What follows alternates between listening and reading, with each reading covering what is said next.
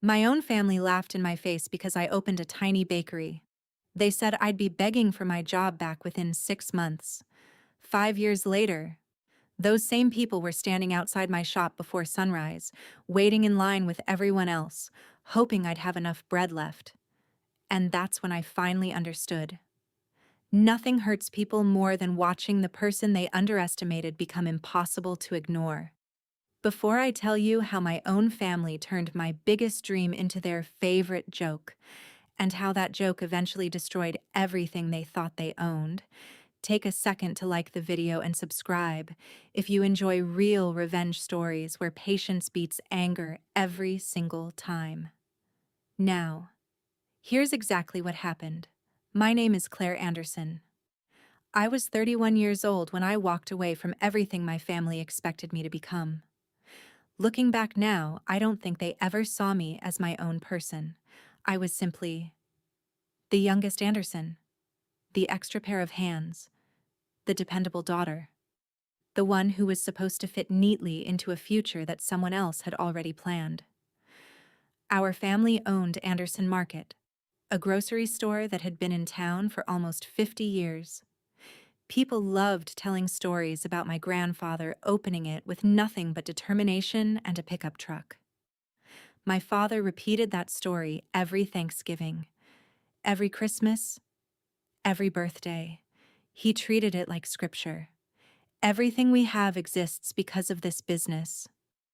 Whenever he said it, everyone nodded. Except me, because every time I heard those words, I quietly wondered why everything in our family had to revolve around one building. My older brother, Mark, was destined to inherit the business. My older sister, Jennifer, handled accounting. Mom managed suppliers. Dad made every important decision. And me? I floated. Cashier, inventory, cleaning, customer service. Wherever they needed someone, whenever they needed someone. I worked harder than everyone else because I was always trying to prove I belonged. But no matter how many extra hours I stayed, I still felt like temporary staff inside my own family. The funny thing is, I didn't even hate grocery stores. I just loved baking more. When I was 8 years old, my grandmother taught me how to knead bread. She'd smile every time the dough stuck to my tiny fingers. "Don't fight it," she'd whisper. "Bread knows when you're rushing." At the time, I thought she was joking. Years later, I realized she wasn't talking about bread. She was talking about life. Grandma passed away before high school. But every loaf I baked still reminded me of standing beside her in that warm kitchen with flour dust floating through the sunlight like tiny snowflakes. It was the only place I ever felt completely accepted. No expectations, no comparisons. Just create something beautiful. As an adult, baking became therapy. I'd wake up at 4 every morning before my shift at Anderson Market. Cookies, croissants, sourdough, cinnamon rolls. The smell filled my tiny apartment long before sunrise. Sometimes I'd deliver extras to neighbors. Sometimes I'd take them to work. Customers constantly asked, "Claire, why don't you own a bakery?" I always laughed, because my family would never let me. I thought I was joking. Turns out, I wasn't. It happened during Sunday dinner, the kind of dinner where nobody actually relaxed. Dad carved the roast like he was conducting a board meeting. Jennifer discussed quarterly revenue. Mark complained about staffing. Mom reminded everyone about inventory. Nobody talked about feelings. Nobody talked about dreams. So I interrupted. "I've been thinking—" Fork stopped. "I want to open a bakery." Silence. Complete silence. For 3 seconds.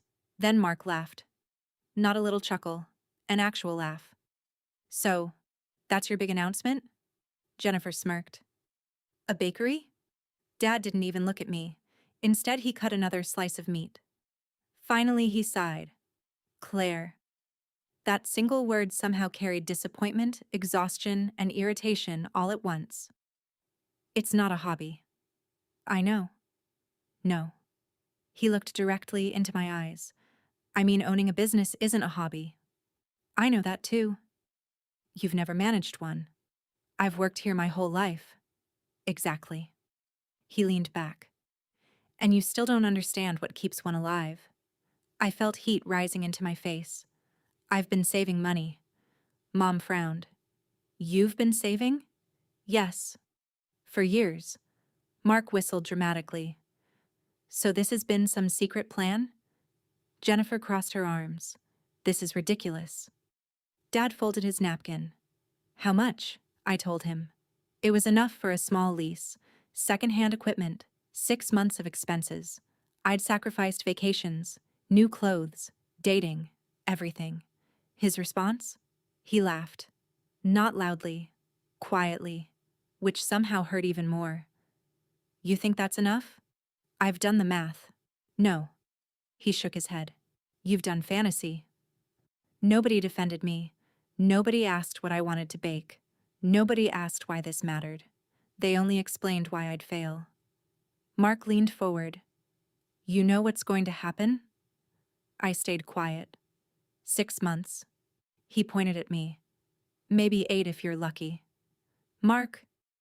No, seriously. He smiled. You'll lose everything. Jennifer nodded. Then Dad will have to bail you out. Dad didn't correct her. That silence hurt the most, because he agreed. Mom reached across the table. Sweetheart. Whenever Mom started with sweetheart, bad news always followed. Maybe you're just feeling burned out. I'm not burned out.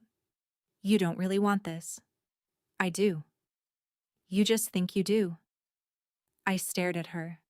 How could someone else possibly know my own heart better than I did? Dinner continued without me.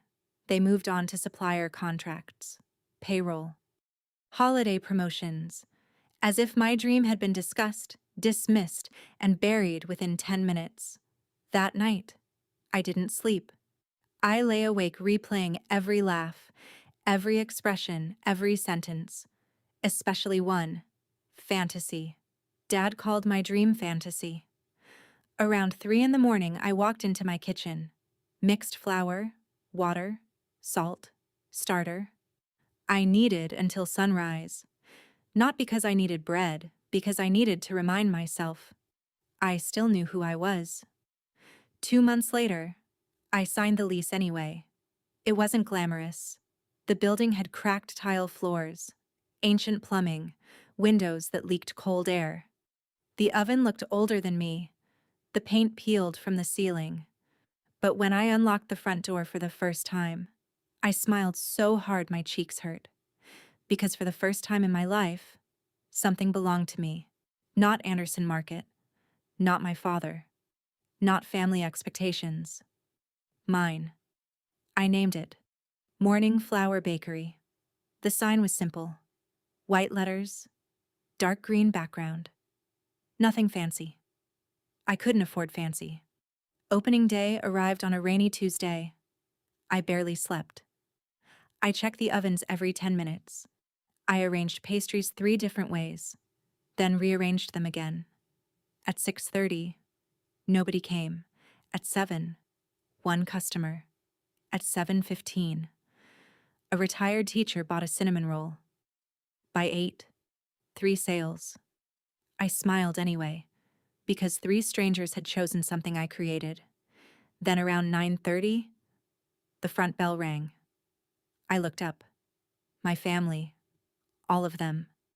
For one impossible second, I thought maybe they'd come to support me. Instead, Mark slowly looked around the empty bakery. He counted the empty tables, then smiled. Busy morning? Jennifer laughed. Dad folded his arms. Mom looked uncomfortable but said nothing. Mark picked up a cookie. How much? I answered. He nearly choked. For that? It's made from real butter. He laughed louder. You'll never survive charging these prices. Jennifer walked around studying everything like an inspector. You painted this yourself? Yes. I can tell. Dad finally spoke. I'll make you an offer. I swallowed. Close before you lose everything. Silence. I'll let you come back. My throat tightened. You'll let me? You'll always have a place at Anderson Market. Like charity. Like pity. Like failure had already happened. I looked around my empty bakery, then back at my family. You should leave. Mark laughed again. You'll remember this conversation. He wasn't wrong. I remembered every single word, every laugh, every smirk, every look of pity. But not for the reason he imagined. Because that morning became the moment I quietly made myself one promise. I would never ask them for help. Not when money got tight. Not when business was slow. Not when I cried myself to sleep wondering if they were right. I'd either succeed or I'd fail completely. But whatever happened, it would belong to me. And none of us knew it yet. But the very next month, a single unexpected customer would walk through my front door and change everything. The next morning, I woke up at 2:45 a.m., not because my alarm went off, because my brain refused to let me sleep.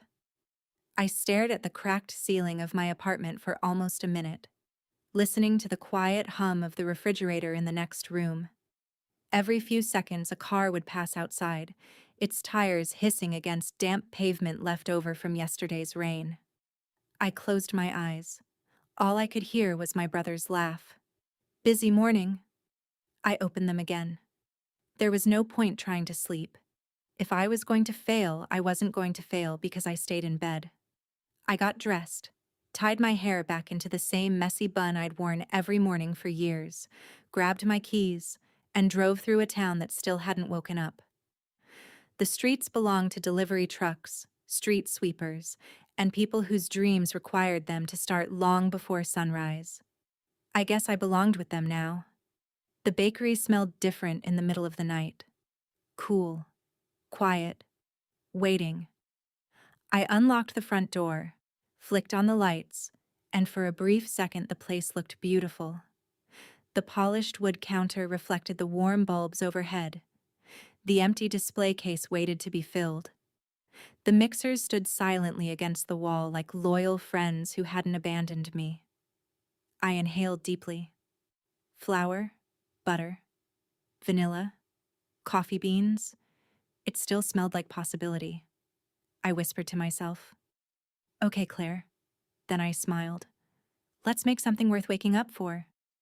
By 6:30, the shelves looked incredible. Golden croissants with layers so delicate they shattered at the first bite. Blueberry muffins with crisp sugar tops. Fresh sourdough cooling on wire racks. Cinnamon rolls dripping with vanilla glaze. Apple danishes. Chocolate babka. Lemon scones. I looked at everything I'd made. It was enough to feed half the town. Now, I just needed half the town to show up. Instead, an hour passed. Then another. One construction worker bought coffee. A young mother came in because her daughter pointed excitedly at a cookie through the window. A mail carrier grabbed 2 muffins before starting his route. By noon, half the pastries were still sitting exactly where I'd placed them. Fresh bread doesn't wait. It doesn't politely stay perfect until customers arrive. Every hour that passed, my profits shrank. By evening, I packed everything into boxes. Some went to the local shelter, some to the fire station, some to my neighbors. None went into the trash. I couldn't bear that. Not yet. The first month disappeared like that. Every day started before 3. Every day ended after 7. 16-hour shifts became normal. My hands stayed covered in tiny cuts from flour sacks and sheet pans. The skin around my fingertips cracked from constant washing. My shoulders ached. My back burned. My knees complained every time I stood up. But physical exhaustion wasn't the hardest part. Loneliness was. I'd spend entire mornings without speaking more than 5 sentences. "Good morning. What can I get for you? Thank you. Have a wonderful day." Then silence. Some afternoons, I'd stand behind the counter pretending to organize napkins just so I looked busy if someone peeked through the window. There are few feelings more humbling than hoping strangers simply walk through your door. Money started disappearing faster than I expected. Utilities, insurance, ingredients, repairs, packaging, cleaning supplies, things I'd budgeted for, things I hadn't. One Friday afternoon, the refrigerator stopped working. Completely. I stood in front of it, pressing the power button over and over like somehow determination could fix broken machinery. Nothing. I called the repair company. The technician arrived 3 hours later. He looked inside for about 30 seconds, then sighed. Compressor's gone. Can it be repaired? He scratched his chin. It can. How much? He told me. My stomach dropped. That number represented almost 2 weeks of revenue. I thanked him. Closed the bakery early, sat alone on the floor in the kitchen. The fluorescent lights buzzed softly above me. I stared at 50 pounds of butter that would melt before morning. Fresh cream, eggs, milk, fruit. Thousands of dollars in ingredients suddenly felt fragile. I rested my forehead against my knees. For the first time since opening, I cried. Not loudly, not dramatically, just quietly. The kind of crying that comes when you're too exhausted to even make noise. I remember thinking, maybe Dad was right. The thought made me cry even harder, not because I believed him, because I hated that a tiny part of me wondered if I should. The following Sunday, my parents invited everyone over for dinner again. I almost didn't go, but avoiding them would only prove their point. So I went. The conversation stayed polite for exactly 12 minutes. Then Mark asked, "So?" He cut into his steak. "How's the bakery?" Everyone looked at me. I smiled. "It's going." He smirked. "That's not what I asked." "It's growing." "How much money have you made?" Jennifer jumped in. "Better question." She tilted her head. "How much have you lost?" Dad didn't stop her. He never stopped her. I answered honestly. "I'm not profitable yet." Mark whistled. "There it is." Mom tried to soften things. "It's still early." Dad finally looked up from his plate. "How long can you survive?" I knew what he really meant. "How long before you admit we were right?" "I'll figure it out." "You have savings?" "Yes. For now." He nodded slowly. Then he said something that stayed with me for years. "Passion doesn't pay invoices." Nobody spoke after that. The room felt smaller. The roast suddenly smelled heavy. I looked around the table where I'd spent every holiday growing up. These were the people who were supposed to believe in me before anyone else. Instead, they were waiting for me to collapse. Not worried. Waiting. There is a difference. A painful one. Around 6 weeks later, the unexpected customer arrived. He couldn't have been older than 65. Gray beard, worn denim jacket, kind eyes. He studied every loaf in silence before finally choosing a sourdough. Then a croissant. Then another. Then 2 cinnamon rolls. He carried everything carefully to the counter. "You bake these?" "I did." He nodded once. "I'll be back." That was it. No smile, no long conversation. Just, "I'll be back." The next morning he returned. Then the next. On the 4th day he introduced himself. "My name's Walter. I'm Claire." "I know." "You do?" "The whole town's talking." My heart sank. "They are?" "Oh yes." I braced myself. He smiled. "They're trying to figure out why your bread tastes better than everyone else's." I stared. He laughed softly. "You thought I meant something bad." I've lived here 40 years. He leaned closer. "I know good bread." That simple sentence carried more encouragement than my family had given me in months. Before leaving, he turned around. "You ever thought about making sandwich loaves?" "I have." "Start." "Why?" "The high school cafeteria manager is my sister." He winked. "I'll mention you." I thanked him. After he left, I stood frozen behind the register. Hope feels strange after disappointment, almost suspicious, like your brain refuses to trust it. 3 days later, my phone rang. It was the cafeteria manager. She wanted samples. I baked all night. 9 different breads, 6 different rolls. Everything had to be perfect. She arrived with another woman from the district office. They tasted quietly, took notes, asked questions. Finally, the district manager smiled. "We'd like to start small." I nodded so enthusiastically I almost knocked over my coffee. The contract wasn't huge, not even close, but it guaranteed consistent income every week. Enough to breathe, enough to stop counting every single dollar before buying butter. Enough to believe that maybe, just maybe, this wasn't impossible. Then something interesting happened. People started talking. The school bread tasted different. Parents asked where it came from. Teachers stopped by after work. One teacher posted pictures online, then another. Someone called my croissants the best in the county. I laughed when I read it. Surely that was an exaggeration. Still, the next Saturday was noticeably busier. Then the Saturday after that. Word spread quietly, not through advertisements, not through billboards, through conversations. I heard, "You have to try." My neighbor said, "That's how trust grows in small towns. One recommendation at a time."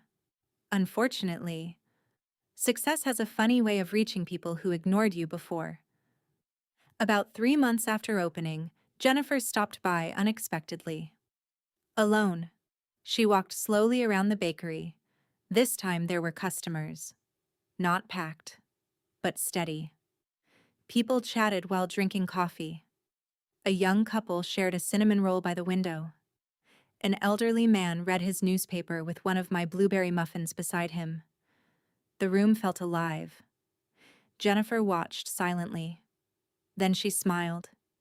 It wasn't a happy smile. It was calculating. "I underestimated you."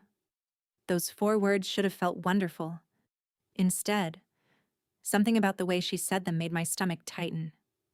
She leaned against the counter. "You know, what Anderson Market's been thinking." I waited. "We could sell your bread." I blinked. "My bread?" "Exclusive partnership." She folded her hands. "You bake. We sell. You'd reach thousands more customers." It sounded generous, until she continued. "Obviously, we'd need wholesale pricing." She named a price. I almost laughed. I'd barely break even. "I can't." She frowned. "You can't?" "It costs more than that to produce." She shrugged. "Then raise efficiency." I looked directly at her. "I've worked in the market." "I know. I know exactly what margin you're asking for." Her smile faded. "So that's a no?" "It is." She looked around again. "You know." Her voice became colder. "Family should help family." I nearly laughed at the irony. Family. Now she remembered that word. After months of watching me struggle, after telling me I'd fail, after offering pity instead of support. Now, because there was something they wanted. Family mattered. I answered calmly. Family should. She stared at me for several long seconds, then left without buying a single loaf. That evening, I locked the bakery and sat alone with a cup of coffee. Outside, the last orange light of sunset reflected off the windows across the street. Business had been better. Not amazing, not easy, but better. Still, Jennifer's visit bothered me. She hadn't come to apologize. She hadn't come to congratulate me. She'd come to negotiate, which meant one thing. They'd noticed. Noticed enough to become interested. And somehow, that frightened me more than being ignored ever had. Because my family had never accepted no very well. I looked out through the front window at the quiet street. Across town, Anderson Market's glowing sign lit up the evening sky exactly as it had every night of my childhood. For the first time, I wondered something I'd never considered before. What if they weren't doing as well as everyone believed? And if that was true, why were they suddenly so interested in my little bakery? I wouldn't have to wonder for long. Because less than 2 weeks later, I overheard a conversation that was never meant for my ears, and it changed the way I saw my own family forever. I didn't mean to overhear the conversation. If I'd left 5 minutes earlier, if I'd parked on the opposite side of the street, if I'd remembered to buy coffee beans before heading home, none of it would have happened. Instead, I found myself standing in the aisle of a restaurant supply warehouse about 20 miles outside town, comparing two brands of flour that differed by less than $1 a bag. I was calculating margins in my head when I heard a familiar voice. "I'm telling you, we're losing them. Mark." I instinctively froze. The aisle was tall enough that neither of us could see over the shelves stacked with 50-pound bags of flour and sugar. Another voice answered. "Dad, it's temporary." "No, it isn't." I heard the scrape of a shopping cart. "The bakery section's down almost 18%. My heart skipped. 18%? Dad spoke again, quieter this time. "People like trends." "This isn't a trend." A long silence followed. Then Mark sighed. "They're driving across town for fresh bread." Dad muttered something I couldn't make out. Mark continued. "They're buying coffee there. Pastries. They're posting pictures. They aren't stopping at the market afterward." I stood completely still. It wasn't just that my bakery was growing, it was changing customer habits. The Anderson Market Bakery had always been an afterthought. Plastic-wrapped cookies, frozen dough baked each morning, ordinary sandwich loaves delivered by truck. People bought bread because they were already shopping. Now, some of those same customers were making a separate trip just for fresh bread. And once they were already out, they often finished the rest of their shopping somewhere else. Dad spoke again. "We'll lower prices." Mark laughed. "That won't fix it." "Then we'll remodel." "It still won't smell like fresh bread." That sentence hung in the air. Even Dad didn't answer immediately. Finally he said, "She's one bakery." Mark replied with a sentence I never imagined hearing from my older brother. "Yeah, but she's a really good one." I should have felt triumphant. Instead, I felt strangely sad. Not because I wanted Anderson Market to fail. I genuinely didn't. It had supported our family for decades. Some of my happiest childhood memories were tucked between those aisles, helping elderly customers carry groceries, sneaking cookies from the bakery counter, listening to my grandfather tell stories by the loading dock. I didn't want revenge through destruction. I wanted respect. There was a difference. I quietly finished my shopping and left through another checkout without letting them see me. The drive home felt surreal. Rain tapped gently against the windshield. The wipers swept back and forth with a steady rhythm. 18%. That number echoed in my mind. Not because I celebrated it, because it meant something I hadn't fully understood until that moment. I wasn't pretending anymore. I wasn't playing bakery. I was competing. The next Monday, I arrived at the bakery even earlier than usual. Not because I had more work, because my thinking had changed. Until now, I'd been focused on surviving, paying bills, keeping the lights on, making enough bread, getting through another day.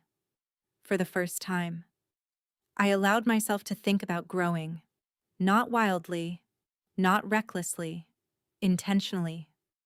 I pulled out a notebook that had been sitting in a drawer since opening day. Across the top of a blank page, I wrote, "What makes us different?" Then I forced myself to answer honestly, "Not cheaper. Definitely not. Not bigger. Obviously. Not more convenient. So what was it? Freshness. Consistency. Conversation. People didn't just buy bread, they stayed. They talked. Kids waved through the kitchen window while I shaped dough. Retirees lingered over coffee. Teachers graded papers at the corner table. Morning Flour wasn't simply becoming a bakery, it was becoming a place. That realization changed everything. I started making small improvements. Nothing flashy. Fresh flowers from a local grower every Monday. A community bulletin board near the entrance. A pay-it-forward wall where customers could quietly buy coffee or pastries for someone having a difficult day. A chalkboard where children could draw while parents waited. I learned almost every regular customer's name. Mrs. Dawson liked cranberry scones every Thursday. Officer Lewis always ordered 2 ham and cheese croissants before his shift. Emily, the nurse from the clinic, never remembered to eat breakfast unless I gently reminded her. Little Noah insisted my chocolate chip cookies were magic. His words, not mine. Those tiny moments couldn't be copied with a renovation budget. They had to be earned. One conversation at a time. 3 months later, I hired my first employee. Her name was Mia, 22 years old, recently graduated from culinary school. She walked into the bakery carrying a worn leather folder and enough nervous energy to power the entire building. "I've admired your bakery since opening day." "You have?" "I couldn't afford to come often." She blushed. "But every birthday?" She smiled. "My family gets breakfast from here." During the interview, I asked why she wanted to work with me instead of applying at one of the larger bakeries in the next city. Her answer surprised me. "Because." She looked around the kitchen. "You still smile while you bake." I laughed. "What?" "My internship chef stopped smiling years ago." She shrugged. "I'd rather learn from someone who still loves it." I hired her before she left the building. Looking back, that may have been one of the best decisions I ever made. Business kept growing, slowly, steadily, exactly the way I hoped. Not viral, not explosive, reliable. Every month looked slightly better than the previous one. Enough to replace aging equipment, enough to repaint the exterior, enough to finally repair the uneven front steps that had embarrassed me since opening. People noticed. The local newspaper ran a feature titled, "Small Bakery Brings Big Heart to Downtown." The reporter spent nearly 2 hours interviewing customers instead of me. That made me strangely proud. One elderly woman told him, "When I lost my husband, Claire remembered my order before I remembered how to smile again." I cried after reading that article, because I'd spent so many years believing success meant numbers, revenue, margins, growth. Instead, the thing people remembered most was kindness. Of course, not everyone appreciated that, especially my family. Sunday dinners had become uncomfortable performances. Mark complained about changing consumer behavior. Jennifer blamed online reviews. Dad blamed inflation. Nobody mentioned my bakery directly. Until one evening, Mom did. She looked at me carefully. "Your article was nice." I smiled. "Thank you." Dad kept eating. Mark stabbed another potato. Jennifer sipped her wine. Then Dad finally spoke. "They made you sound bigger than you are." The room fell quiet. I answered calmly, "I don't think they exaggerated." He looked up. "They interviewed 5 customers." "Yes." "Not business experts." I shrugged. "They're the people buying bread." Mark laughed under his breath. Dad continued, "Popularity comes and goes." I noticed something. He no longer called my bakery a fantasy. He no longer called it a hobby. The language had changed. Without realizing it, he'd acknowledged it as real. He simply couldn't admit it aloud. About a month later, the first truly ugly incident happened. It was a Saturday morning. The bakery was packed. every table full. A line nearly reached the door. I was sliding trays of croissants into the display case when Mia hurried over. "Claire." Her voice sounded worried. "You need to see this." Outside, someone had spray painted across the brick wall beside my entrance. 3 words: overpriced hipster food, bright red paint, fresh, still dripping. The entire bakery fell silent. Customers stared. One little girl asked her mother, "Why would someone do that?" I didn't have an answer. The police came. They took pictures, asked questions. Nobody had seen anything. As the officers finished, something unexpected happened. Mr. Alvarez, who owned the hardware store next door, walked over carrying paint supplies. "You've got customers." He smiled. "I've got rollers." Before I could protest, another neighbor joined him. Then another. One customer canceled her afternoon plans. Someone brought ladders. Someone ordered pizzas. Within 3 hours, nearly 20 people had repainted the wall together. No speeches, no publicity, just community. As we cleaned up, Mrs. Dawson squeezed my hand. "Whoever did this?" She smiled. "They picked the wrong bakery." That sentence stayed with me for weeks. The police never identified whoever vandalized the building. Officially, unofficially. Rumors spread quickly. Several people claimed they'd seen Mark's truck driving downtown unusually late the night before. Nobody could prove anything, neither could I. And I refused to accuse someone without evidence. Still, when I looked across the dinner table the following Sunday, Mark avoided my eyes. Maybe it meant nothing. Maybe it meant everything. I never found out. Winter arrived early that year. Cold mornings made the bakery even cozier. The windows fogged from the ovens. The smell of cinnamon drifted halfway down the block. Customers lined up wearing scarves and heavy coats, laughing into clouds of white breath. One snowy morning, Walter leaned against the counter after buying his usual sourdough. "You know," he said quietly, "you've changed this town." I laughed. "I sell bread." "No." He shook his head. "You gave people somewhere to slow down." He looked around. "When's the last time you saw strangers talk to each other inside a grocery store?" I thought about Anderson Market. Bright lights, fast checkout, efficiency. Then I looked around my bakery. A retired teacher helping a college student solve a crossword puzzle. 2 toddlers comparing sprinkle colors on their cookies. A firefighter waving at the mail carrier. Walter was right. They weren't just buying food anymore.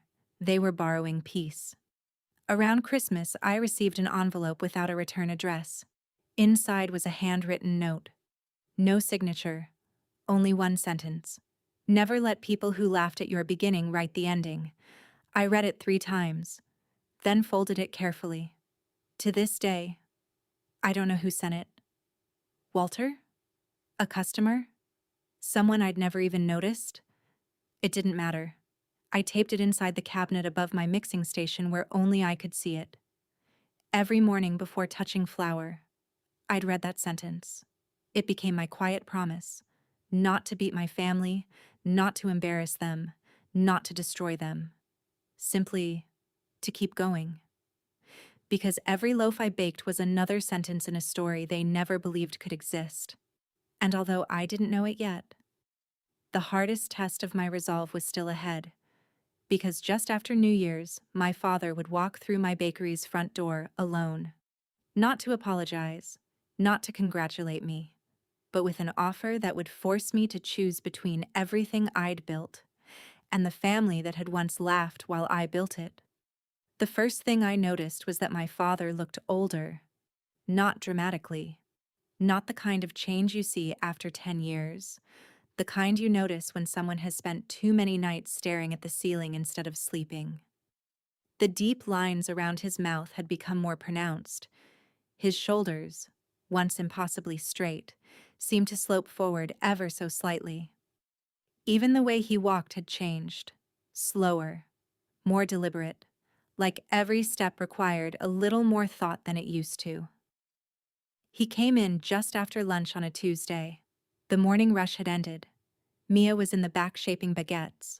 Only one customer remained, quietly reading near the window. The bell above the door chimed. I looked up. For a second, neither of us spoke. He looked around the bakery. It wasn't the same room he'd mocked on opening day. The walls had fresh paint. Local artists' work hung between the windows. The old refrigerator had finally been replaced. Every table was handmade by a carpenter from the next town over. Plants softened the corners. The place had become warm in a way that money alone couldn't buy. Dad noticed all of it. His eyes lingered on the photographs customers had given me over the years. Families eating birthday cakes, children holding oversized cookies, wedding desserts, graduation celebrations, pieces of people's lives, pieces I'd quietly become part of. Finally, he looked at me. You've been busy. It wasn't a compliment, but it also wasn't an insult. It was simply an observation. I have. He nodded once. Can we talk? I glanced toward Mia. She caught my eye from the kitchen. Without saying a word, she smiled gently and disappeared into the storage room, giving us privacy. Dad sat at the corner table, the same table where Walter usually drank his morning coffee. The chair creaked softly beneath him. For a moment, he simply rested his hands on the wood. Then he sighed. I'll get straight to the point. I'd appreciate that. The market is struggling. There it was. No excuses, no pretending. Just the truth. I waited. We've lost customers. He folded his hands together. The bakery department hasn't recovered. I know. His eyebrows lifted. You know? I overheard you and Mark talking a few months ago. His expression hardened for just a moment, then softened again. I see. Silence settled between us. Outside, someone laughed as they walked past. The espresso machine hissed quietly behind the counter. Life continued around us while years of unspoken resentment sat between father and daughter. Finally, he spoke. We've been discussing options. What kind of options? We'd like to buy morning flour. For a second, I genuinely thought I'd misunderstood him. You want to buy my bakery? We'd keep the name. He spoke as though the details had already been considered. You'd become head of operations. We'd expand. Add your recipes. Use our distribution. His voice carried the confidence of a businessman presenting a perfectly logical proposal. Then he said the sentence that told me he still didn't understand. It makes more sense than competing. Competing. That's what he thought this had been. A competition. He still believed my dream existed in relation to his business, not on its own. I leaned back in my chair. So, I asked quietly, you want me to sell the business I've spent years building? It would be better for everyone. Everyone? Our family. There it was again. Family. The word suddenly became important whenever they needed something. I looked at him carefully. Can I ask you something? He nodded. If morning flour had failed. He didn't answer immediately. If I'd lost everything? If I'd come back 6 months later like Mark predicted? I swallowed. Would you have offered me ownership in Anderson Market? His silence answered before he did. Eventually he looked down. No. I nodded slowly. I didn't think so. He exhaled heavily. Claire. You laughed. His eyes closed briefly. I know. You all laughed. I know. You stood right over there. I pointed toward the display case. And told me to close before I lost everything. He rubbed his forehead. I remember. I asked for support. You gave me pity. The words came out calmer than I expected. Not because they hurt less, because I'd already spent years healing them. Dad looked around the bakery once more. Customers began filtering inside for the afternoon rush. The room filled with familiar sounds. The grinder humming. The oven timer chiming. The quiet conversations of neighbors who knew one another by name. He watched a little boy wave excitedly through the kitchen window. Mia waved back with flour covering both hands. The boy laughed. Dad smiled despite himself. Then he whispered something so quietly I almost missed it. I didn't understand. No, I agreed. You didn't. Another long silence passed. Finally, he asked, Is that your answer? I smiled politely. It is. He nodded. Not angrily, not dramatically, simply disappointed. I had to ask. I know. He stood, walked toward the door, then stopped. Without turning around, he said, I'm proud of you. The words hit me like a punch, because they were everything I'd wanted to hear. 5 years too late. He left before I could answer. The bell chimed. The door closed. And I stood completely still. Mia walked out from the kitchen a moment later. You okay? I laughed softly. I honestly don't know. She looked toward the door. What did he want? To buy the bakery. Her eyes widened. You said no. I did. She smiled. Good. News travels faster than fresh bread in a small town. Within a week, everyone knew Anderson Market had tried to purchase morning flour. I never told anyone. Neither did Mia. But employees talk. Suppliers talk. Accountants talk. Eventually, every conversation finds daylight. Customers began asking questions. I always answered the same way. We're staying exactly where we are. Nothing more. I refused to turn my business into gossip. That decision turned out to matter. People respected restraint far more than revenge. Spring brought another surprise. The town council announced a weekend festival celebrating local businesses. For the first time in years, every major business would set up booths along Main Street, including Anderson Market, including Morning Flour. I wasn't worried, until Mark approached me during setup.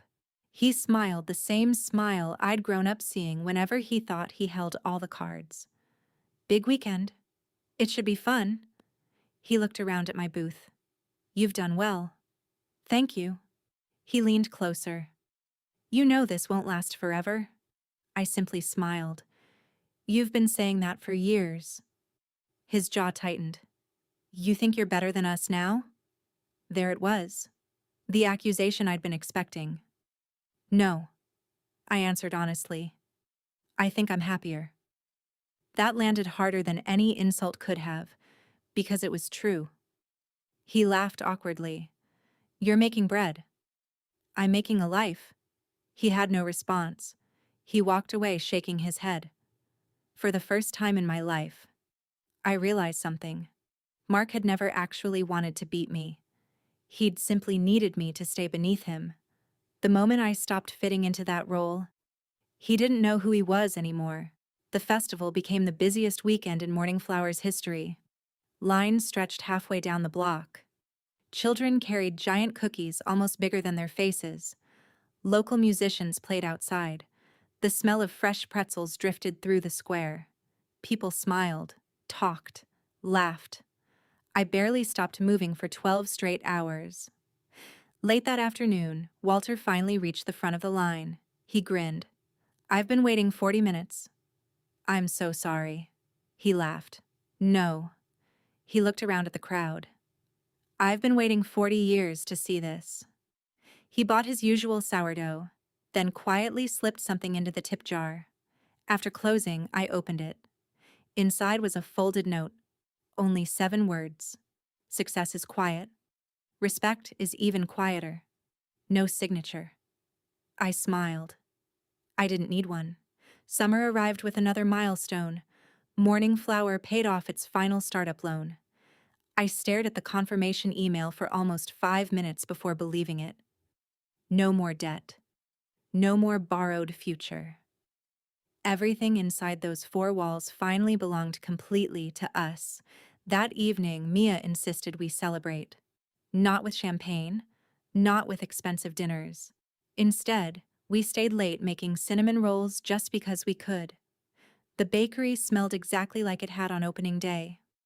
Only now, the fear was gone. A month later, I happened to drive past Anderson Market. The parking lot wasn't empty. Far from it. They still had loyal customers, still served the community, still mattered. But it wasn't what it once had been.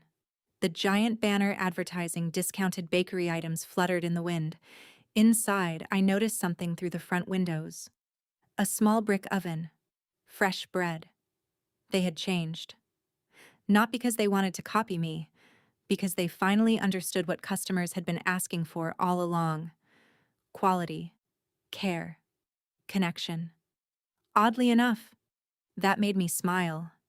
Competition hadn't destroyed them, it had forced them to improve. Maybe that was healthier than victory ever could have been. About 6 months later, Dad came back.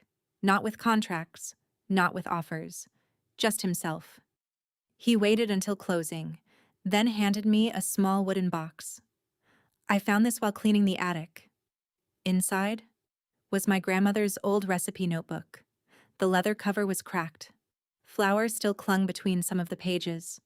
Her handwriting curled gently across faded paper. Bread, pies, rolls, cakes, tiny notes in the margins. Claire liked this one. Too much cinnamon, according to Mark. Jennifer won't eat raisins? My throat tightened. Dad watched quietly. She wanted you to have it. I looked up. Why didn't I get it years ago? He swallowed. I thought keeping everyone together meant keeping everyone in the market. He looked around my bakery. I was wrong. There wasn't anything left to argue about. No score to settle. No speech to make. Just two people finally telling the truth. I hugged him. It wasn't dramatic. It didn't erase the past. It didn't magically heal every wound. Some scars stay, but they stop bleeding, and sometimes that's enough. These days, if you walk through town before sunrise, you'll probably see a line outside Morning Flower. Construction workers, teachers, police officers, nurses, retirees, parents holding sleepy toddlers, teenagers buying pastries before school. Some mornings, if you arrive early enough, you'll also see my father, not because he owns the bakery, not because he expects special treatment. He waits like everyone else. Sometimes Walter teases him about taking too long to choose. Sometimes Mia hands him the loaf she knows he'll buy anyway. He always pays. He never asks for a discount. And every single time before leaving, he looks at me and smiles. A quiet smile, the kind that says everything words failed to say for years. People often ask whether I think I got revenge. I always answer the same way. No. Revenge would have been watching my family lose everything. That was never my dream. The real revenge was building a life so full of purpose that the people who once laughed had no choice but to stand patiently in line beside everyone else. Not because I demanded respect, because I earned it. One loaf, one morning, one customer at a time. If there's one thing this journey taught me, it's that the people who mock your dreams are often measuring them against their own fears, not your potential. You don't need to shout to prove them wrong. You don't need to humiliate them. You don't even need to win every argument. Sometimes the strongest answer is simply refusing to quit. Success has a remarkable way of speaking for itself. And when it finally does, even the loudest laughter fades into silence. If this story reminded you that perseverance can be the sweetest form of justice, don't forget to like the video and subscribe for more long-form revenge stories. And tell me in the comments, if your own family had laughed at your dream, would you have forgiven them, or would you have walked away forever?